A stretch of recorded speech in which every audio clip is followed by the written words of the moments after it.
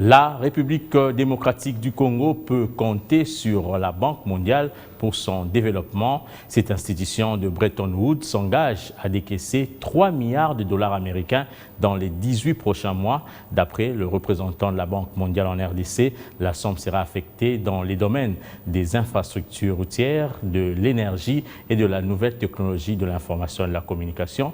Jean-Christophe Carré l'a annoncé mercredi au ministre des Finances, Nicolas Kazadi.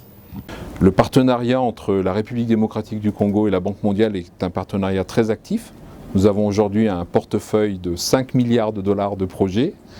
Et dans ces années exceptionnelles de Covid-19, on met à la disposition, dans les 18 prochains mois, 3 milliards supplémentaires à engager au bénéfice des populations. Et donc, cette première discussion a permis de, je dirais, dégrossir un tout petit peu comment nous, Banque mondiale, allons nous mettre à la disposition du pays et du ministère des Finances, en particulier de ses équipes, pour faire en sorte que les projets existants bénéficient le plus rapidement possible aux populations et qu'on puisse, sous l'impulsion du ministre des Finances, engager les 3 milliards de dollars supplémentaires au bénéfice des populations. Que la Banque mondiale puisse revenir sur les infrastructures.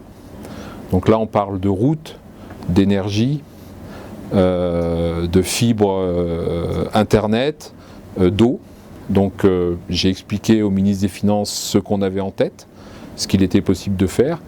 Et nous avons également parlé des secteurs sociaux. Le ministre des Finances a notamment indiqué que la question de la couverture santé universelle était importante, qu'il avait des idées, souhaitait explorer comment on pouvait aider. Et puis bien sûr, il y a la question de l'équilibre macroéconomique, des réformes en matière de gestion des finances publiques, qui constituera le troisième domaine du partenariat.